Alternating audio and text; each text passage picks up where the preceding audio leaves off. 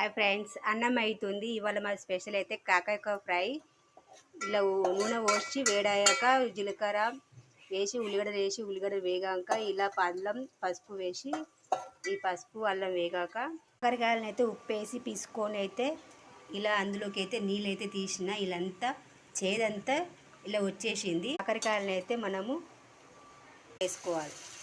ఒక స్పూన్ అయితే ఉప్పు వేసుకొని ఇది కలుపుకోవాలండి. ఫస్ట్ అయితే ఉప్పు వేసి బాగా పిసికి మనం దాన్ని కడుక్కున్నాం కదా. ఇప్పుడు ఫ్రైలో కూడా కొంచెం ఉప్పు వేసి అయితే కలుపుకోవాలి. కలుపుకోవాలి.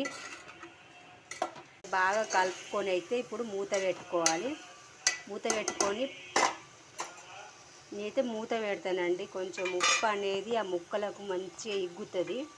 అందుకనైతే మూత అయితే పెడతాను. కొంతమంది అయితే విడివిడిగా పుల్లలుగా ఉండేట్టుగా ఫ్రై చేస్తారు. నేను అలా చేయను.